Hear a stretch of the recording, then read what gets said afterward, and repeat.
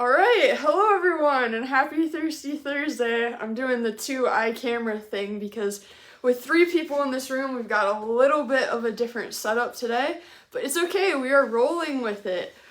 We have Zach with us today to talk about Big Brew Day recipes. Yay! Woo! Yay! What we've all been waiting for. So we have, if you haven't already heard about Big Brew Day, where have you been? Exactly, yeah. Thanks, come on. Big Brew Day is going to be May 7th, and we are having a live event in the store. For the past couple of years, we have not been able to do this, so we're very excited to have a live event once again. And basically what it is we're going to have brewers from all over come and brew at the store, and you can take a class if you want to learn how to brew. That class is $25. It includes a membership, paid membership, social membership to the Firelands Homebrew Club, run by this lovely gentleman here. Yep. Exhibit A. Exhibit A. It also includes a really cool t-shirt designed by yours truly, and a pizza lunch, as well as the class, which will run I'll order the pizza, so it looks like I'm doing Sunday. which will run from 10 a.m. to 3 p.m. once again on May 7th. So if you'd like to sign up for the class, you can go online to our website and you can sign up that way. You can call in, or you can also stop into the store and we'll get you set up there. So we're excited for Big Brew Day. Very. Yep. And we're going to be brewing 2 recipes. Well, we're going to be brewing the American Pale Ale, correct? Yeah. Yeah, but are we also brewing the... Yeah, I'm going to do the lager. We're going to have a bunch of different people doing different recipes, but we're focusing on 2 recipes, but we'll be making multiple batches of them. Okay, cool. I just wanted to make sure that I will be covering both of them. Yeah. So we're going to be brewing an American Pale Ale, which is a recipe that was inspired by Lee's Pale Ale, correct? Yes, which is a silver medal winner in the BJCP, or the National Homebrew Competition in 2018, I think. Cool. So. And then we're also going to be brewing a community lager, which was a recipe put together by the American Homebrewers Association. Mm-hmm. So, but first, before we talk about any of that, we need to be drinking. Yes. So Yeah. Zach's I knew why I was here. Zach's brought us some homebrews today. I'm excited. Absolutely. And we're talking American Pale Ale, so I figured we'd start off with that. I love it. Cool. So this is a homebrew of mine. It's not the same recipe that we'll be brewing, but pretty simple recipe. A little bit of crystal malt in addition to the base malt, and it's got some Vienna that gives it a little bit of color and a little bit of malt character. And then this is heavy on the Cascade and Centennial. So those are 2 classic American hops that have been around for many, many years and inspired many homebrews and commercial beers like Sierra Nevada Pale Ale. So it's kind of a classic hoppy beer that, you know, has some malt character to it, but its focus is on the hops. Okay. Sweet. There you go. Well, Cheers. cheers to Big Brew. Smells amazing. I wish you guys could smell this. I'm just happy to have beer. Zach said, do you guys have beer? And I said, well, we have beer. And he goes, well, I'm going to bring beer. I said, solid. Even better. Yeah. So it's got some of those classic like grapefruit pine aromas and flavors. That's all coming from the American Cascade and Centennial hops. It's got a little bit of like a bread crust or breadiness to it, and that's coming from the Vienna malt. And yeah, otherwise, you know, this is actually with English ale yeast, so it's a little bit more estery, a little bit more fruity than like a classic like Chico yeast that would be used for like Sierra Nevada Pale Ale or something. So we're going to use a US-05 in the recipe that we're going to do. How is that going to make it different from this? So American ale yeast like that will make it a drier beer, so you'll have less residual sugar, less sweetness to it. And it tends to be a little bit what we call cleaner, so it's less esters, a little bit less fruitiness. Okay. So it'll be a little bit more crisp on the end. It'll emphasize the hop flavors specifically, and not like this. In this, they're kind of like married to the yeast esters a little bit. I'm really excited because the one we're going to be talking about has mosaic hops, Mm-hmm. and it's always my go-to hop. Yeah. Yeah, you love mosaic. I do. Yeah, so let's talk about the recipe. So this We're recipe. going to talk about the. All right, so let me just. Yeah, let's back this. Let's Let's back up. Okay. Paula's very excited about this. Well, I am, and the thing is, so the American Homebrewers Association came out with 2 recipes. The recipes were not exactly what we were expecting in complexity, because we know that you have a day in the world that's like, was it Learn to Brew Day or learn? Yes, in November they do Okay. Learn to Brew Day. And we know that one would be something that you would want to do, like maybe a session or a Kolsch or an American Light or Something just like fairly something easy, easy. And these came out, and we were hoping to kind of do both celebrate the camaraderie of brewing, but also to invite our brothers and sisters who don't brew to learn to brew and to join us outside of November. Well, when we got the 2 recipes, they were pretty complex for 2 different reasons. The one recipe, which is a imperial porter, has a lot of ingredients that it actually has 2 grains that we don't even carry. Yeah. And have never carried.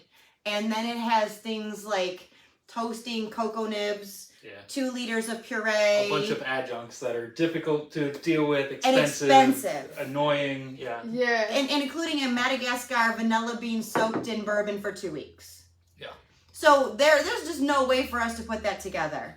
So if Yeah. you guys are doing it, we would love to hear from you. We aren't able to support that recipe, unfortunately. I think it sounds delicious. I'm sure it's fantastic. What do you think? But Yeah, it looks like a solid recipe. Yeah, but also pretty in depth. Yeah, Because we've never done the double roasted Crystal 105. that stuff is good. I'm sure it's great. Yeah. And we don't even carry the Munich Type 2 on the regular. Yeah. I have Cara Munich 2. I have one more Munich 2, but I don't have that one. Yeah. Maybe it was, I don't know. And then you go into a maltodextrin, 2 liters of raspberry puree, and 7.8 ounces of cocoa nibs. That's 2 entire packets of cocoa nibs. And then you have to toast the cocoa nibs. I mean, it's a lot. yeah. It's a lot. And I think that for people who are used to home brewing and looking for a challenge. Super fun. Yeah. It's totally doable for your experienced home brewer, but it's inaccessible for learning to brew. And it's also got, like a 90-minute boil and stuff like It that. does have like, a 90-minute boil. Well, We're it trying to has- keep the class shorter. It We don't has a wanna be there all 90-minute day. boil, but they that was shortened. They recommend a 180-minute boil. Oh, yeah. Yeah. So See, I do that at home when I'm doing Right. big stouts, but yeah, we don't want to have a class where everyone's Right, sitting around for 3 hours. And I watching think that was somebody boil. was your second reason, right? Yes. Your first reason was Yeah. the supplies. The second reason was like We're not offering an overnight stay in the parking lot. Yeah, we can camp know, out set there, up the right? I can do lunch, but I can't do 3 meals, So we're just not going to, we're going to not do this one. We're not doing that official recipe. But you can do it if you want. Yeah. It's We- available. We are do doing one of the official recipes. Though. Absolutely. So then that left us with this really cool one that came out, and we read the description, and it just seemed like someone had taken some time and thought about the state of the world right now and thought, you know what, I'm going to look at the world at a macro level, and this is a really cool, inclusive, community, unity kind of name on this recipe, and it's a lager. And it's in its own right a little tricky, because if you haven't lagered before, Yeah. that's not an easy one either. No. The brew day will be fine. The fermentation is a little more complicated. Yeah, so we could definitely brew it. I just don't know that we could get it to beer. Yeah. Yeah. So we are going to do that one, so it's fantastic. So if you're someone who lagers, we're going to make this recipe available for you. We're going to package it. It's super cute. And then we sat down and thought about how do we put a graphic with it and make it just very interesting. And the answer to that is you ask Courtney to do it. And so we went with the Celtic knot, which just showed unity. And we did it in, colors of skin tones and such. So it's super cool. And it's called the Community Lager. with unity being all in capital letters. So we'll break that one down. But then we had to come up with something else. So we leaned on this guy and we're like, can you bring us a recipe that we think would be good for beginners? And that's where we got the American Pale Ale. But we also didn't want to be cheesing on this idea, so we went micro. And if you've ever been in our store or you've ever walked into our warehouse offices, we have puppies. If you've seen any of the stories or things that I post about, we have 2 dogs here, one named Stella and one named Eddie, and they are always around somewhere. And so we're calling this American Pale Ale the 2 Puppies American Pale Ale, and I did a little drawing of the dogs. So you can get this kit as well. I think that they're adorable. So I'm really excited. Yeah. So that way you're going to be able to see, and we're going to do a lot of advertising. We're going to break that recipe down today with Zach, get some flavors, get some ideas, and then my goal is by this afternoon to have it live and purchasable on the website so we can ship it to you. I will have 4 of each kind in my store boxed for pickup by Friday. Sounds good. We are not messing around. We're not messing around. We got the recipes and we went to town. We're not sleeping. That's it. So which one do you want to break down first? Let's do the Pale Ale, because that's a little easier. Okay. And we're drinking it. And Yeah. yeah, there we go. So okay, you have that. for this recipe, for the grist, it's pretty simple. It's just got 3 different malts in it. So the base is going to be U.S. pale malt. So that's just giving you fermentable sugar and not a whole lot of complexity or anything like that. It does have Vienna malt, like we were just talking about. So that's a slightly darker kilned base malt that's German in origin, and that's used in like Oktoberfests and Munich lagers, that kind of thing. So it gives it a little bit of color and a little bit of that bread toastiness to give it a little complexity. And then it's got a little bit of caramel malt, C60. So that, like its name implies, that is going to give you a little bit of caramel flavor. But that's only going to be, 5% of the grist. So pretty light overall, and it should finish fairly dry.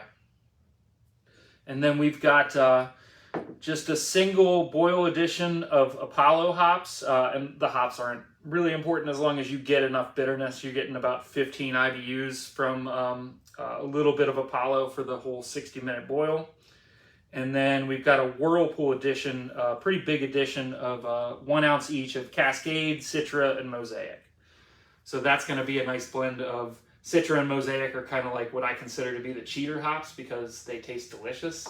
And almost every American brewery makes some sort of IPA with Citra and Mosaic. And why wouldn't you? Yeah, they're great. Why are they so amazing? Why are they the ones that everyone goes to? Because I remember... Because of their flavors. I'm going to back this up. And I remember when we talked about... we did that big competition with the Homebrew Club. Mm-hmm. We were looking for... the winner of it, and it's the Firelands Homebrew kit, which we have sold almost 20 of to date. Yeah. You were like, I totally cheated. Yeah, because I just bombed it with Citra hops. That Mosaic. Or is it Mosaic? It was a session Mosaic. Okay. Yeah. So you were like, it has a little bit of Cascade in it too, but I couldn't you remember were like, which one it was. I cheated. I'm like, how did you cheat? And you're like, I just knew what everybody would like. Yeah. And it was true. Yeah. So it's really like. Those 2 hops have really inspired a lot of IPAs, and it's just their special flavors. Like they have been bred in such a way, and we kind of lucked out with the breeding because there's a lot of hit and miss when it comes to breeding hops. But they've come up with hops that are very pungently fruity and have a nice mix of different hop compounds that generate, passion fruit, tropical fruit, mango. As compared to like Cascade or Columbus or Citra, like some of those older American hops are typically grapefruit and pine. So that's what we got used to when back like 20 years ago when we were drinking pale ales, and now more recently Mosaic and Citra are both new within the last 15 years or so. But yeah, they just really happen to be excellent hops. Like whoever bred those did a very good job. And Yeah. now, like, you know, acreage of them keeps going up, but they're still like so in demand that they are kind of expensive hops. They are pricier. But they're worth it. You get what you pay for. Exactly. Yeah, absolutely. Now on this recipe, something I'm curious about, these percentages, what do those refer to? Yeah, so the percentages here are the alpha acid percentages. Okay, that's what I was Yeah. thinking. So that varies, you know, year to year, crop to crop, that kind of thing. But alpha acid percentage is an important number to include if you want to estimate IBUs or if you want to estimate your bitterness. So alpha acids are isomerized in the boil. That's what gives us our isoalpha acids. That's what tastes bitter. There are other compounds that taste bitter, but isoalpha acids are the primary component.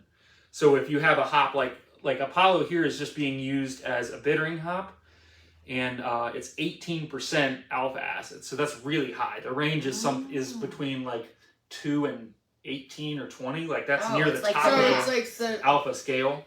Okay. And so we're using a really high alpha hop just to be able to conserve hops essentially. So it's only a quarter of an ounce. And that's why it's in first. Does that matter? Yes, the timing of the hops is very important. And so I should say, so there's this one addition in the boil at 60 minutes, and then we've got 3 ounces of hops in the whirlpool. So this is right when you cut off the boil. And then we also have a dry hop addition of 4 ounces. So the timing of adding hops into the boil changes what you get from the hops drastically. So those early hops, those Apollo hops, are we're going to be boiling them for 60 minutes. So we're driving off a lot of those pungent aromas, some of the flavor, but that 60-minute boil is going to let us isomerize all the alpha acids that are in there. So you end up getting a lot of bitterness from early additions like that, and not a lot of like other flavors. You won't get much aroma or anything like that. Okay. When we want the aroma, that's when that's later in the boil, or in this case, what's called a whirlpool. So we're boiling for 60 minutes with the Apollo the whole time.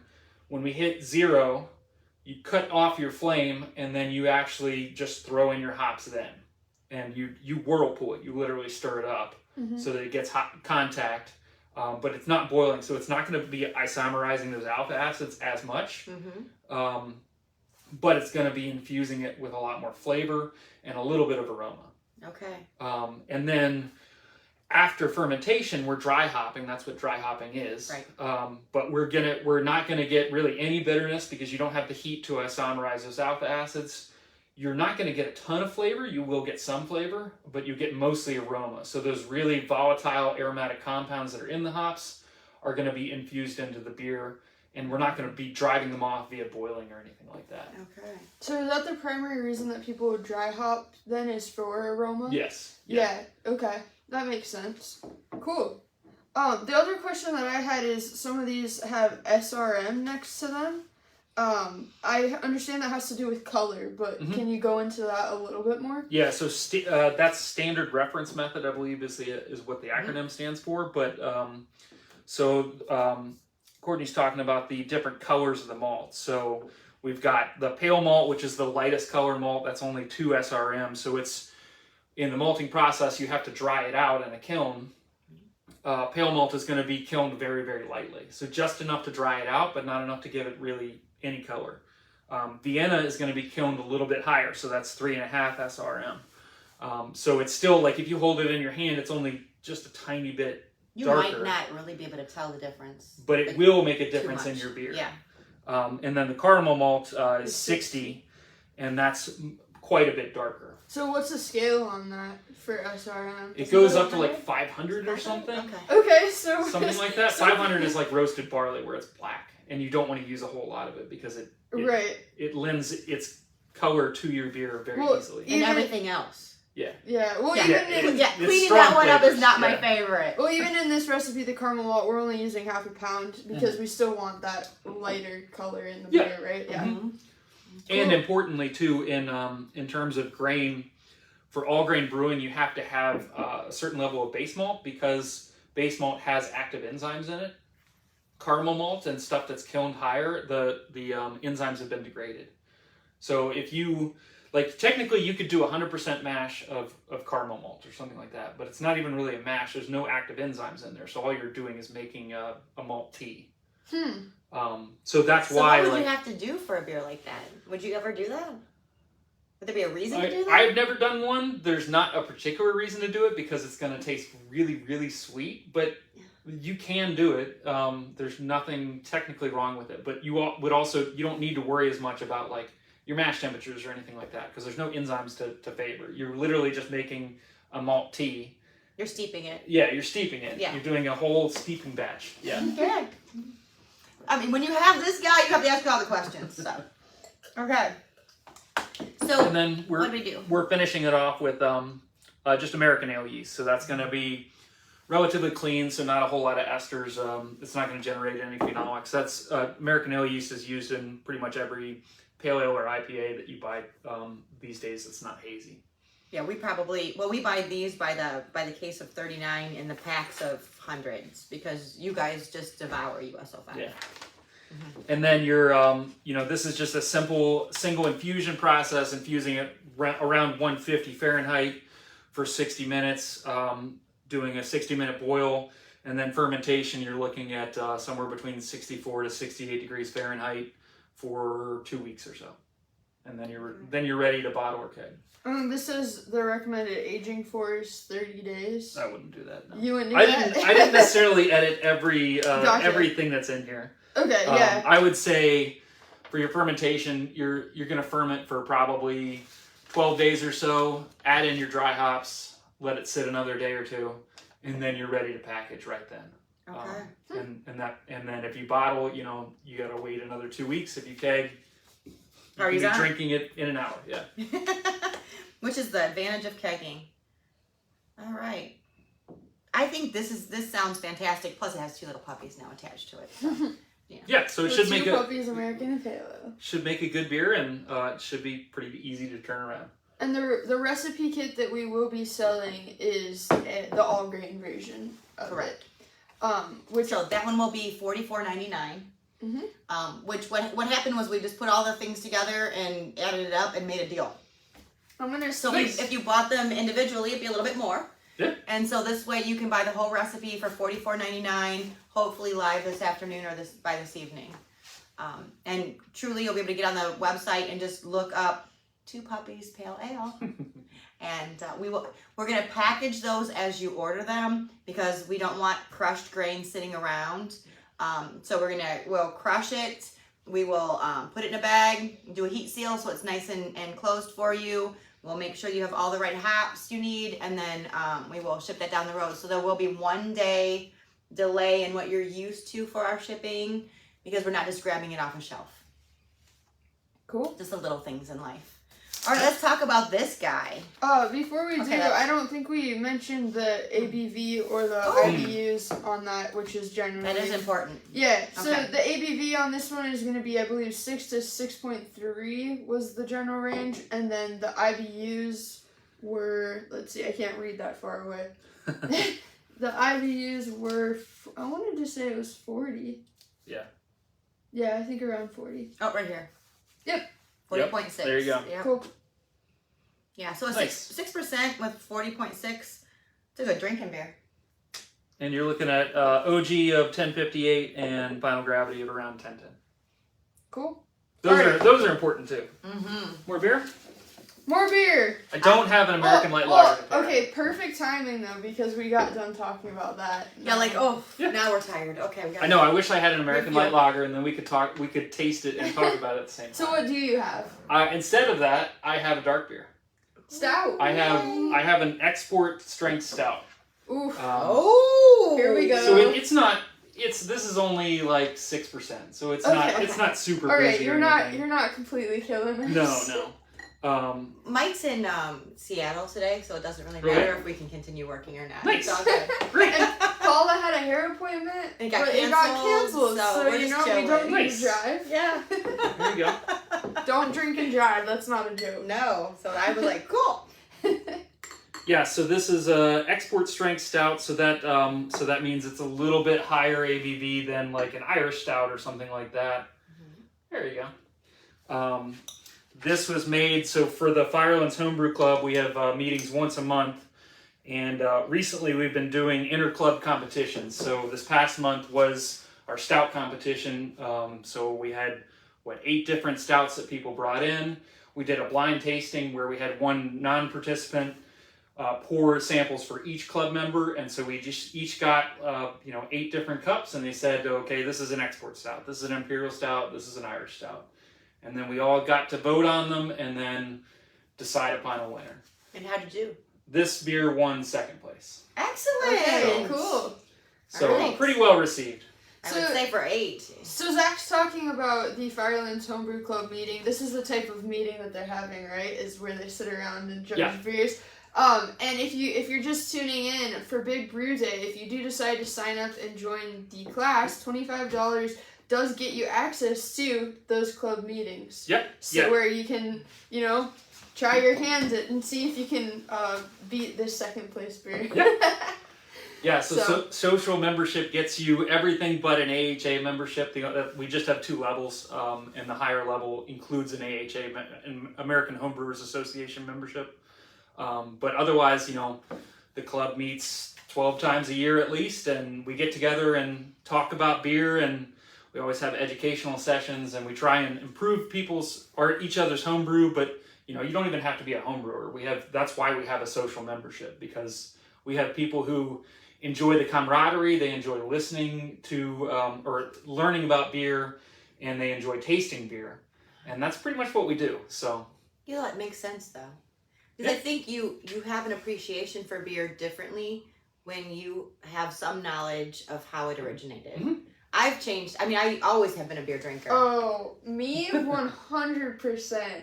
I find it so You snap me sometimes in the middle of a weekend about running into certain beers or seeing things that we've talked about. Yeah, I do Snapchat Paulo with my beer finds, and it's interesting to me, and wine finds actually. True. But it's really interesting to me to be able. Okay.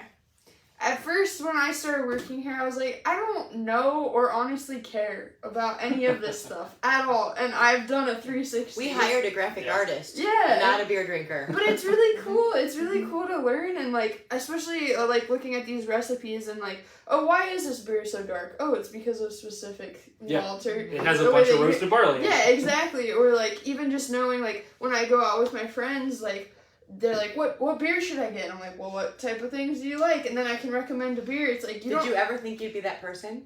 No, absolutely not. Absolutely not. And in fact, I think that if you asked most of my friends from high school, they would be shocked to find out that I am the person that does that for people. And obviously, I'm still in the very, very beginning stages of knowing anything about beer, but it is nice to, be able to know something. Yeah. And this smells so coffee-like. It's crazy. What's in here? Because I love this. So this grain bill is fairly complicated. So it's a base of just American 2-row malt. Ooh, that's good, Zach. Thanks. Yeah. But it's got, so it's based on my brown ale recipe, but it's got it does have Munich 1, so that gives it some of those bready flavors. It's got pale chocolate, which is the lightest chocolate malt you can get. So it is dark, but it's not super roasty or anything like that. It's got brown malt, which is a really old malt that English brewers used to use to make porters and stouts and stuff like that. It used to be a lot more popular, brown malt, and we're not selling it like we used to. Really? Yeah. Okay. Well, yeah, so when I say it used to be more popular, I'm talking the 1800s. But even for us, originally, 10 years ago. When you first made the website in 1802. Yeah, no. 10 years ago, it seemed like it was something that I would buy almost weekly. Yeah. Now I buy a bag monthly. Well, I don't know why people were sleeping on that, because it's a great malt. Come on, folks. Okay, speaking of which... I only know buying trends, which tells me a lot about what people are drinking. Yeah. Speaking of which, if anyone out there can tell us why we sold just an incredible amount of, medium toasted oak spirals, we would love to know. The oak spirals are off the hook today. What are you guys doing out there? Buy an oak spiral, join the I'm trend. going to be out of oak spirals by 5 o'clock today, and I have no idea what you guys are doing. We don't know why, but we love it. Thank you for supporting us. Yeah. All right, what else is in here? And then it's got some roasted barley. So a lot of those malts are darker. But the roasted barley is really driving that dark flavor, and a little bit of it literally tastes like roasty, like coffee and stuff. Oh, for sure. I usually judge the beer color based on if I can see the logo, and I can barely see the logo on this glass. Yeah, this is fantastic. What was the yeast in this? So this one is English ale yeast as well. So this is White Labs 002. Okay. So this is a little bit. So I actually have side by side. I probably should have brought in the other one too, but I didn't want to overwhelm you guys with beer. We're taking a nap. But so I do 10-gallon batches, and then I split them into 2 5-gallon fermenters. So I often do 2 different yeasts so that I can compare the 2 side by side. So nothing else is different, but I have this on draft at my house, and I also have an American ale version of it. The American ale version is definitely, it's sharper, it's more intense, it's also like 0.5% alcohol higher because the yeast attenuates a lot more, which is to say that it eats more of the available sugar. Okay. Whereas English ale yeast does not attenuate very well, so it leaves you with a sweeter beer. It's a little bit more well-rounded, and it gives you a little bit more of an ester profile. So overall, like if you compare this beer with the other beer, this beer is more well-rounded. It's just kind of like the parts are more cohesive, whereas the American ale yeast is a little bit like more aggressive. It's more, sharper. Cool. I like the idea of doing the 10-gallon batch and then splitting it into 2 so you can truly compare, because it's the same exact everything except for the yeast. So it's a great way to learn. Yeah. Sure. Have you ever done experiments with like temperature? Like you do the same batch, but then you put them in like slightly different temperatures? I've done that with like lagers before, where I've actually done one as a legit lager, where I'm fermenting it at like 50 degrees Fahrenheit or something, but I only have room for that one. So the other one I end up fermenting in a keg and doing a pressurized ferment, which is kind of unusual. But for lagers, you can use that to. You have to have some specialized equipment. You have to have a spunding valve. But if you ferment under pressure, you can make a lager that it tastes like a lager, but at more or less room temperature. So speaking of lagers, let's talk about our lager recipe. Absolutely. Here we go. So we have the Community Lager. It was contributed to the HA by April Dove, a home brewer in South Carolina, using her brewing education to make a difference in the brewing community. This particular lager was the first lager that a black woman released, and so her career highlights not only include brewing a flavorful, inclusive beer, but for the city of North Charleston, they actually recognized October 1st annually as the Community Brew Day. That's kind of cool. Yeah, so like they got a whole day dedicated to. We should have a day off, and we should just. We should have a day off and enjoy the beer. Yeah. Although we call this work, so it's all the same. So this particular lager is going to have an ABV of 5.62%. IBU is 30, and then we were talking about SRM earlier. It's going to have an SRM of 5, which is like fairly pale. Yeah, very low. The original gravity is going to be 1.057, and then final gravity is going to be around 1.015. And then let's talk about the ingredients. Yeah. So the grist for this is not that complicated. It's based on American Pilsner malt. So that's one of those lower kiln malts that has a lot of enzymatic activity and gives you a little bit of like cracker-like flavors, but overall it's pretty clean and light. So that's something like 85% of the grist. And then we've got a 1/2 pound each of honey malt, flake corn, and then just 0.1 pounds of carapils. So here's a real question, because we get this all the time in the store. Mm-hmm. You're doing 9 pounds of this and 1/2 pound of this and 7 pounds of that, and you go 0.1. Like, how significant of an addition is that? I would argue it's not. Okay. Oh, okay. If I were to edit this recipe, I would just cut out the carapils, because like you're not going to be able to tell the difference. Yeah. So what? That's like it's just like a sprinkle. Yeah. So what is the reasoning for people adding that then? Well, carapils in general is the lightest caramel malt that you can get. So it doesn't really add a lot of color, but people use that to get more head retention. Gotcha. And it's supposed to build a little bit of body in your beer. We sell a lot of carapils. But I would argue at, this is at a rate of like 0.1% or something like that. You're not going to be able to tell the difference if you leave it out. But it's not my recipe, so. Well, we're not going to leave it out. We're going to. Yeah, it's going to be in there. The It's in there. 0.1. I promise you. Or Listen, will it? I just wonder. You won't know, but I promise it will be. Listen, here's the thing. This is what's so great about homebrewing is everyone has their different ways that they do But things. I mean, it happens all the time. Yeah. You get this long grain bill for a person who comes in. They're going to grain, and I'm like, I'm legitimately going to take like 3 kernels out and sprinkle it in here. That's something I Salt see bay. more with like beginning homebrewers, where they want to make like a really complicated recipe and think that they need 9 different grains in a pale ale or something like that. Okay. I saw a post where someone was just like trying to clear out their hops. Oh, and they yeah. did like So an they just experiment. threw everything They together. put like 10 hops in Yeah. one beer. And I was like, okay. Yeah. They said that it wasn't bad, but that like there was just a lot going on. But Yeah. It was like, Yeah, and that's Would that be like a palate explosion though? Like it wouldn't be harmony. yes, not in a good way. Yeah. Yeah, I didn't mean You like can an have explosion, like you woo, can have it's conflicting fireworks. flavors and Yeah. and it can be what you described as muddled, where you don't have like you can't pick out like, oh, this is grapefruit or oh, this is papaya or something like that. Because it's It'll just be so... this tastes like hops, generic. So tell me if I'm wrong, but like if I hear that, I wouldn't go into my spice cabinet and find the ones that are almost done and throw them all into my meal. Right. Yeah. And I feel like it's the same thing. Yeah. People don't want to waste it, but it's not wasted if I just let it sit there until I can really use it. yeah. Yeah. And if your hops get old enough, like you probably shouldn't use them.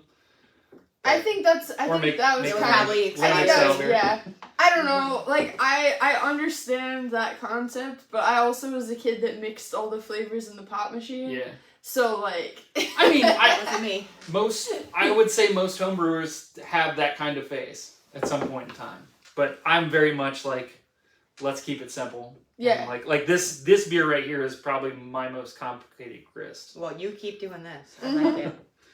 So then hops. So, and let me touch on real quick. So the honey malt is, so that is a caramel style malt. It doesn't really taste like honey as much as it tastes like a little bit more like dark preserved fruit, like raisins or something like that. We But sell just a that touch by of the it. 50-pound bag. Yeah. It's Well, I big think right people now. think it tastes like honey. Because Okay. I think It's they huge. came up with a good name for it. They did. Good job. Good job, people. And then it does have a little bit of flaked corn. So the flaked corn is gonna, and that's used in Bud Miller Coors, that kind of stuff. Oh, technically it's not used in Budweiser. They use rice, but it does the same.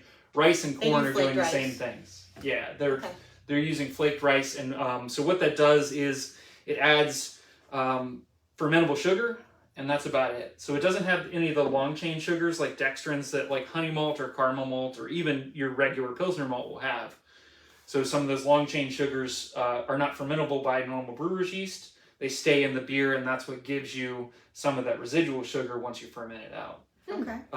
Flaked corn is not going to add anything like that. So it's going to be pretty much all, like, it adds a little bit of flavor, but it's mostly to add, it's almost like adding in sugar.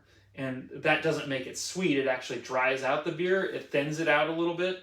That's why, Budweiser tastes so, like, watery, because they're using something like 25 or 35% rice.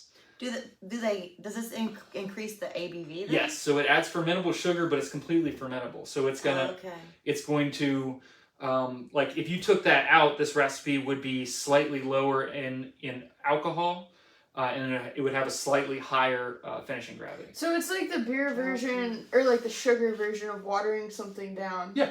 Essentially. It's watering it down, but it's using sugar. without decreasing the alcohol, sort of. Which is crazy to me, because I hear watering down means like making it more economical, and in fact flaked anything is more expensive for us to buy than any of the malted. Huh. So That's to weird. be a filler, because that's our level 3. That's the most expensive thing we have. Huh.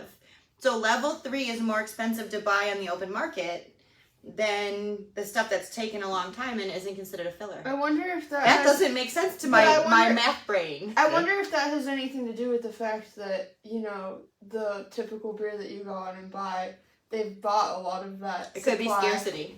So... Yeah. It could be scarcity. Yeah. That's true. Yeah. There could be other factors. Supply and demand. I'm trying here. Okay, we're doing economics now. Yep. Mm-hmm. Okay. Today on Thirsty Thursday. All right, should we move on to hops now? Yeah. Okay. So we've got a 60-minute edition of Tettnanger. We've got a 30-minute edition of Satz and a 15-minute edition of Hallertau Mittelfrüh. All three of those are classic European hops. Some would call them noble hops, but they tend to have lower alpha acids, so they don't have a lot of bittering potential. They don't have the fruity flavors that American hops have, like we've been talking about. They have more what is generically described as like spicy or floral characteristics. Why is it noble? It's a marketing term that Sam Adams came up with in the 80s. These people are brilliant. Is it like the noble gases or whatever? Yeah, like it's something like, well, I think Calione borrowed it from the wine world. Like, I think there's noble grapes, and there's like the classic old You're world. speaking her language. Oh yeah, now. you might know about it. I love wine. But yeah, so I think he was borrowing that terminology to market Sam Adams Boston Well, Lager. because if it works for one, it works for two. Yeah.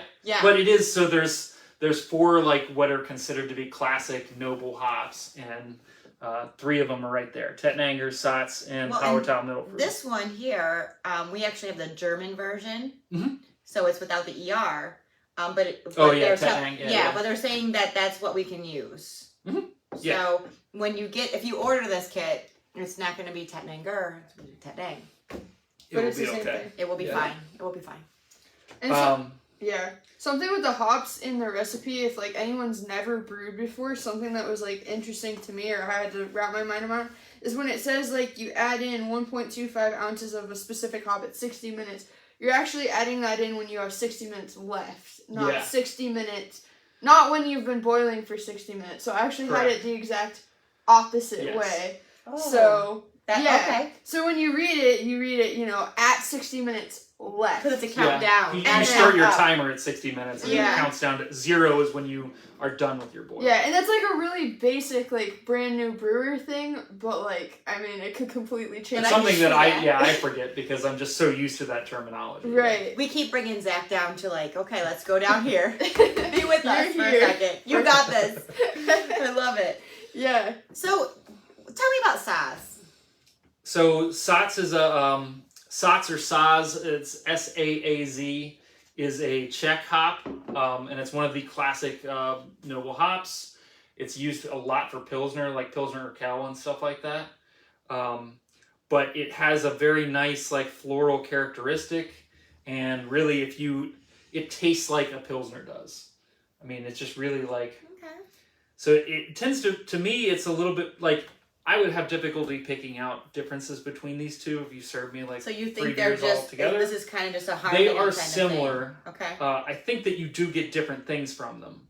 But like, I don't have the refined palate to the point where I can say, oh yeah, that's a Hallertau beer or something like that. Because they all share those characteristics of, being like floral, spicy, that kind of thing. Gotcha. And then we're going to do the Diamond Lager, the Diamond Loud Brew, but we're going to have the WLP 800 in our fridge if people would rather do the White Labs. But in the kit, what we're offering is the Diamond. So we're talking about yeast now, for anyone that didn't make the jump. Yeah. We're not talking about diamonds like my favorite kind. Yeah. We have yeast in front of us on this sheet, but... Yeah. Okay. I assume the Diamond is a dry lager yeast? Yeah. Okay. Yeah. And then the White Labs 800 is going to be a liquid yeast. Mm-hmm. I will say, so let's talk about how to ferment this kind of beer. Let's talk about that. The recipe itself is pretty easy, but lagers are a little more complicated than ales.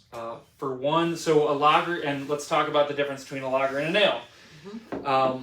So there are probably 4 main differences between the two. So they literally use different species of yeast. So lager yeast and ale yeast are 2 different species. And then within each of those, there's a bunch of different like breeds of yeast, more or less. So ale yeast can be American ale, it can be British ale, it can be Saison yeast, Belgian yeast, all kinds of different yeasts that do a lot of different things, but they're all one species.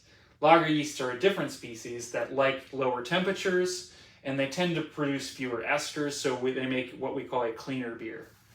So cleaner meaning it allows the expression of the malt and the hops to kind of be emphasized in the beer, whereas ale yeast is going to be estery. It's going to be a little bit more fruity. It's going to have a yeast character more so than a lager yeast. Okay, that's interesting. So, and then in addition to that, there's also you have to ferment colder. So it's not for beginner brewers because you have to have a fridge that you can dedicate to set, and you have to have a temperature controller so that you can set it at 50 Fahrenheit or something like that. The normal range is like 45 to 55 or something like that. So you have this refrigerator or freezer, and you buy a controller, and you do the electrical thing in there so that you can control the temperature and keep it at a steady temperature that's natural for the machine. Yes, because your normal fridge has a dial on it, but it's not. It's gonna the range is gonna vary widely. And I think normal fridges are like 42 or something like that. Yeah, they can be set lower. Yeah, I took a food safety course one time, and I don't know why, but that sticks in my brain. So we sell something called a Johnson Control. Yeah. We have two different ones. We have an analog and a digital. Digital being more expensive than the analog. Yeah, both, they're nicer. Yeah. Yeah. That's what I have. Both do the same thing, although I think the other one is easier to control. Yeah. Versus the other. But how much background knowledge do you need to have in order to make that work with a freezer or a refrigerator? None. I mean, it's literally just following the instructions. I mean, you can wire, like, my kegerator has a temp controller wired into it, but you don't have to do that. A normal temperature controller, like the Johnson Controls ones, you literally take the fridge, you plug it into the temp controller, and then the temp controller gets plugged into the wall. And then it has a probe that goes into the fridge. And then once you have that physically set up, all you got to do is change the setting on it to whatever it is. The temperature controller will turn on and off the fridge as it sees fit. And that's what we sell. So if you wanted a lager, I mean, that's what you need. Doable. You also need to have... You have to have a fridge. You have to have a temp controller. Yeah, you need the fridge. Would you recommend a fridge or a freezer? So, I mean, it depends on how dedicated you want to get. I started off doing 5-gallon batches, so I just I converted a mini fridge into... So I just, cut off the shelves so that it would fit a 5-gallon bucket. So that works fine, but I have a freezer at home. The freezer allows me to ferment 10 gallons at once. Right. With one temperature controller. Now, for this one, it says that for this particular lager, the reason they chose it as an approachable first step to lager, they can achieve something like this with a cold water bath towel and fan. So, what's the process on that? Yeah, so that is the hacky way of getting around having a fridge. For 25 days? Yeah, it's a lot of work. That's a lot of... and also...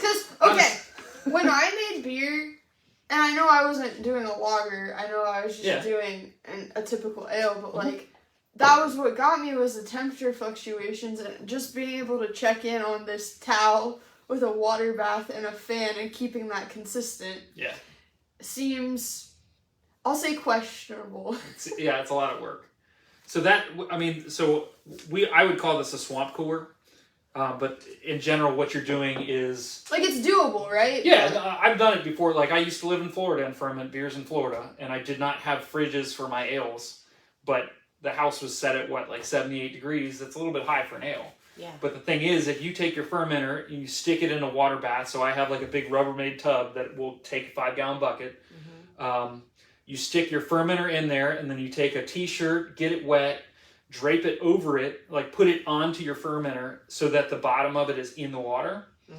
And then what will happen is evaporation will take heat out. So it'll drop your ambient temperature of your beer down 5 to 8 degrees or something like that. And then if you add a fan on there too, it will increase your evaporation rate. So it'll drop it even a little bit lower. So are you having to take that T-shirt off then and keep getting it wet then? Because because it's draped in. No? So if you put the wicking. T-shirt, the bottom of the T-shirt is in the water, so it's kind of wicking. Yes. Oh, okay. So it's a feasible way to do it, and you can also take if you have frozen water bottles or something. If you're not hitting your temp exactly, especially here, 59 degrees is kind of hard to hit. If your ambient house temperature is 68. I don't want my ambient house temperature to be 59. No, not at all. No. So you can like throw in frozen water bottles and stuff like So that. this might be a stupid question too, but how do you measure that temperature then? Because it's like the air temperature, correct? But it's not like inside a contained... you want the fermenter temperature. So what I typically do is I'm taking a thermometer, I'm putting it inside the t-shirt, and I might even take a dry cloth and like hold it up against it so that it's insulated against the right up against the surface of the beer or the wall of the fermenter. So you're getting the cloth insulates you from the air and your hand. Yeah. So that's the best way to I think this is where the tilt comes in. Yeah. Oh, that's... tilt's a nice way to do it, yeah. Yeah, the tilt would be a no-brainer. I didn't think about that. The tilt, if you had the tilt going, you would always know exactly what your temperature of your fermentation is. So for those of you that don't know, the tilt is a Bluetooth-controlled hydrometer that you basically just drop into your fermenter, and then you can control from your phone, check all the things you need. It does temperature, and it does gravity readings, and it's pretty cool. But it also, I would argue that the tilt is not probably a beginner brewer purchase. It's an investment. It's an investment. So I guess you could choose, if you had to go expensive, choose between the tilt or choose between your control system. Well, I think if you lager, there is an investment there. If you decide, I love this, and I need to make some lagers, you're just taking the next step. Mm-hmm. It's a financial leap. Yeah, it is. For sure. Mm-hmm. A couple of other tricks to making lagers. So lagers, you actually have to pitch more yeast if you want to get a proper fermentation.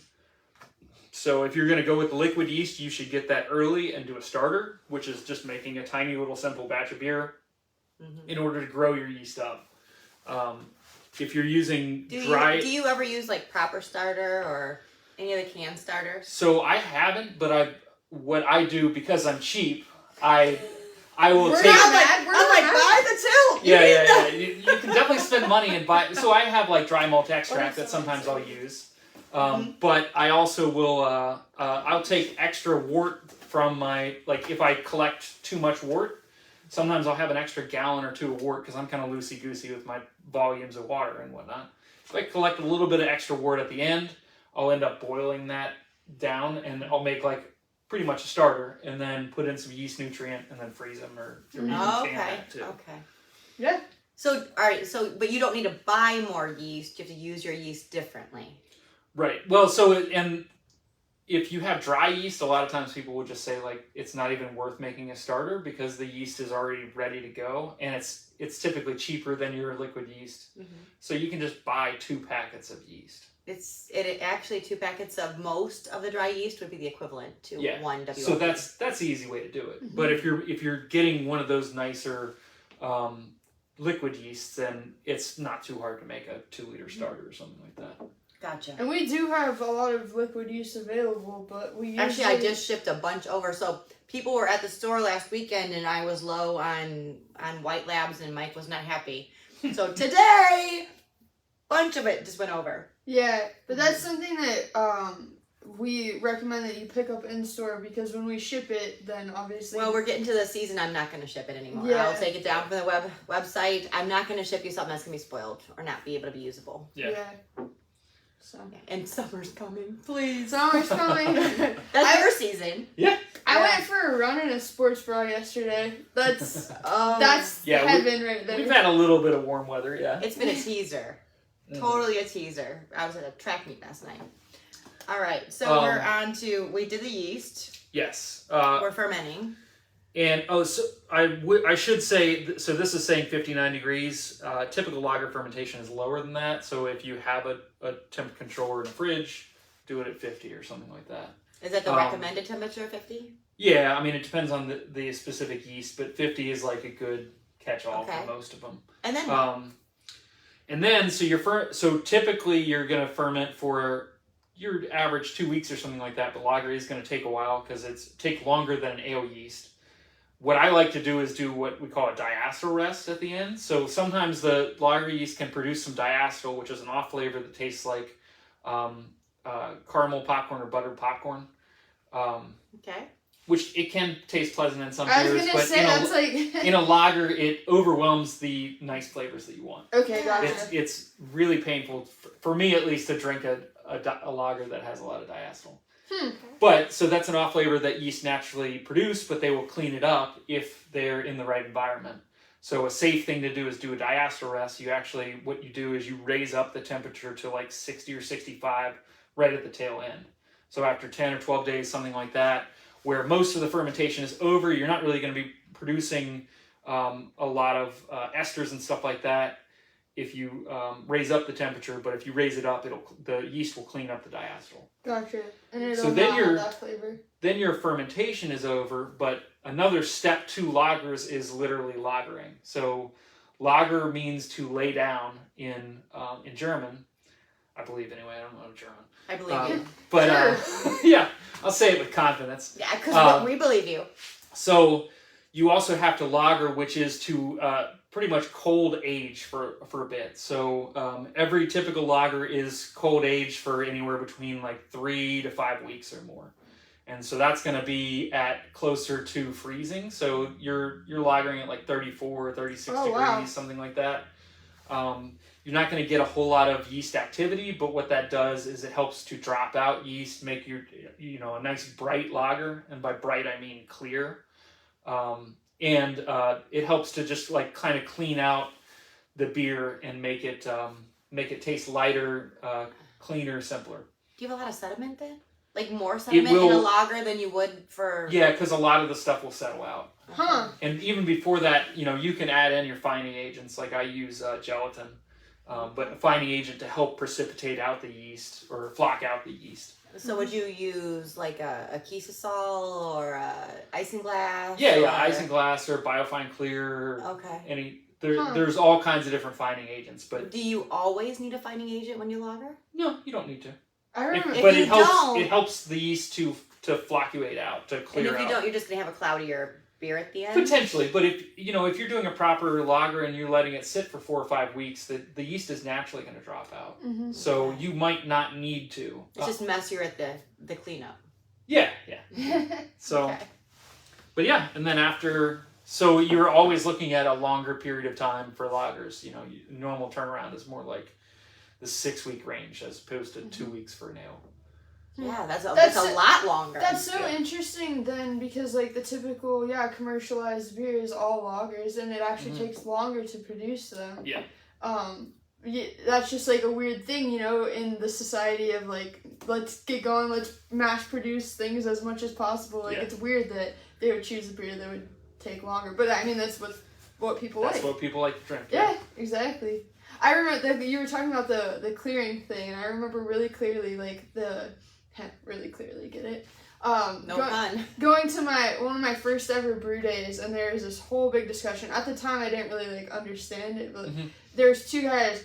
One guy was like really, really on the side of beer needs to be like see-through. Oh yeah. And the other guy was like, it doesn't matter as long as he didn't care about it being clear at all, and it was just like interesting to listen to their 2 perspectives. Yeah. She's like, it tastes the same. I do not think it tastes the same. I used to be in the boat of, it doesn't matter, I don't care about clearing up my beers, but you can taste the difference when you have a clear beer. Yeah. If it's like wine, I think it does really, really matter. Yeah. Well, I mean, you're saying that the yeast is contributing these esters to the beer in its entirety, so So if it's still in the volume, you're going to have that flavor. It's just like wine when we're waiting to clear. If it's not perfect, I'm not moving it. Yeah. And if you had like a Budweiser that had the yeast still in it, it would taste different. It would taste different for sure. And also I feel like and this is just like a thing because we're used to clear beer, but like if you poured one and you'd be like, what is that? Yeah, like, perception has a lot to do with flavor too. So if you're pouring out what's called a lager and it looks like a hazy IPA, I immediately think that's a crappy lager. Right. I mean, I immediately downgrade it in my head. Right. Which is not maybe an objective thing, but I mean, let's be real, all of this is fairly subjective anyway. So taste is a subjective thing. Yeah. Yeah, exactly. So I mean, it's the whole idea when, I mean, in this one, you put a lot of the hops in just for aroma. I mean, your smell is subjective. Like, if it smells better, it's going to taste better. Maybe we do a lot of things in our life to kind of fool ourselves. Well, I was going to say, maybe post-COVID, it doesn't matter so much with the smell. I smell. Yeah. Well, and that's why in the homebrew club we do blind tasting. So, and by blind we mean like you're not told who made it, you're not told the recipe, you're not told anything. All you're told is this is a stout, and that's it. Cool. Yeah. You were saying sometimes that in these tastings too, like it's surprising which one will win or which one will. Yeah, you never know. I mean, everyone has different reputations in the club. Like, you know, you have people that you might like you've had their beer over and over again and you don't think much of it, or vice versa. You think their beer is great, and then in a blind tasting, their beer ends up doing really well or really poorly. You know, it can be very surprising. Yeah. Well, cool. And it kind of takes the ego out of it, because if I taste, like, if you bring a beer to me and you ask me how it tastes and you're just like staring me down as I'm like drinking it, it's great. I don't care how bad it is. Yeah, I'm probably gonna say like, yes, this is good. It's alright. Yeah. Unless you tell me I want actual advice, because that's what we, you know, you have to, if you want to make better beer, you have to take your ego out of it. You have to admit that even though like your neighbor says that you make awesome beer, it's great, your neighbor doesn't know how to drink beer, or doesn't know how to taste beer, doesn't know how to pick out flavors, and is used to drinking like Miller Lite or something like that. So everything is going to taste good. Mm-hmm. You really need someone who has an experienced palate, and also give them permission to say, like, if you don't like this, I want to hear it. But constructive criticism is tough to take sometimes. It is, yeah, for sure. Mm-hmm. You gotta be ready. Yeah. And we also do in the club, like, we do off-flavor tastings where we specifically drink beers that we actually have an off-flavor kit where we're spiking like, we take commercial beer and we spike it with off-flavors like that taste like baby vomit or like cardboard and stuff like that. And then we taste it so that you can, you know, part of the problem is associating, you know, you can drink a beer and say, oh, this tastes bad. Like, anyone can do that. But why? But if you can narrow it down, if you can say like, oh, this is isovaleric acid or something like that, then you can actually make adjustments to your process. Right. You can say, okay, isovaleric acid, that's most likely an infection, so you need to start cleaning your equipment better. You need to do a better job of sanitization. Whereas if you have, you know, if you have diacetyl in your beer, then it's a completely different set of corrections in order to make a better beer. Right, because like I totally get what you're saying, because it's like sometimes you look at something and you're like, this is bad. I know it's bad, but I don't specifically know why, so I can't fix it. Yeah. So it's all about like getting, I call it palate experience, but like getting to taste things that you know are bad and then knowing why they're bad. Mm-hmm. And if you can match those things up, you can become a better brewer and a better taster. Although I love that. I do love that. I know, I kind of want to do your it. Your palate is you take it with you everywhere you go, and you decide what you like. Yeah. And I love that. I know, and every time you say diacetyl, like, and you say it tastes like butter or whatever, I just think of those butter popcorn jelly beans. I'm like, that's my favorite flavor. Don't say it's a hot flavor. Yeah, but I don't. But also, I think you come into the situation where you also are predisposed to like certain things and not like certain things. I mean, I would guess that one of the things that I absolutely dislike, you probably both love, pickles. Oh yeah, I love pickles. I hate pickles. I think pickles are poison. Oh my gosh. But it's a very unpopular thing to not like. Yeah. So that means my palate is not going to like those things. Mm-hmm. But that doesn't mean I can't train myself to think that if you bring me something, and I'm a foodie, that has been pickled, if it's good, I know it's good. I still don't know I don't like it. Yeah. So I think you're training your palate to understand like all these different flavors. It doesn't mean you're going to love those flavors, but you could appreciate those flavors if they're not bad. Mm-hmm. Right. Yeah. I will say that the downside of this, like as you get more palate experience and you get better as a beer taster, you start not liking some beers. Like that you start knowing, like I can go into brew pubs and be really disappointed because, like, you know, your smaller commercial brewery, craft brewery, sometimes doesn't do a great job. Uh-huh. So like I taste diacetyl in pale ale or something like that, and I just like it just instantly clouds like my judgment of that beer. I think it would be similar to like my husband's really into headphones and like getting the right headphones and the sound. And before I was like dating him, I was like I'd throw in whatever $5 cheap pair of headphones. Like it all sounded the same to me. And then now that he's like shown me good headphones, I go back and listen to like what I used to listen to. And I'm like, this sound is terrible. Yeah. Whereas like I couldn't tell the difference before. Yeah. So it's like the same type of thing. It's like it's once you all know your it's senses. good. Yeah. Mm-hmm. So. Wow, we have a lot to offer you. Let's go back to that. So we're going to offer these 2 kits, 2 Puppies Pale Ale and the Community American Lager. Hopefully tonight they will be available for sale on our website. Give us time to get them together for you because they'll be fresh. You're looking at the people that are working on it, and guess what we're doing? We're drinking! So give us a little bit more time than you thought you were going to. It's all good. But we are going to sit down after this live and kind of unpack these and get you some really good brew instructions with Zach.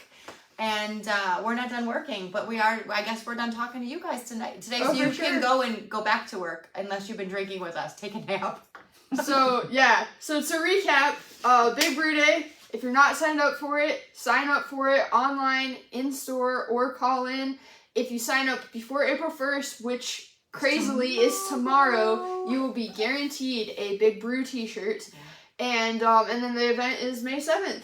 So, and I think I have like 50 Brew t-shirts to buy already. Heck yeah. Nice. And if you can't come to our event live, we are putting these kits together specifically so that you can buy them, we can ship them to you, and you can still brew with us for Big Brew Day. And the guy teaching the class is right here. So if you didn't get a wealth of knowledge here, you can pick his brain the whole day and eat pizza. Yeah. Heck yeah. So do that. Cool. Well, thanks for joining us for Thirsty Thursday, and we will catch you next time. Yeah.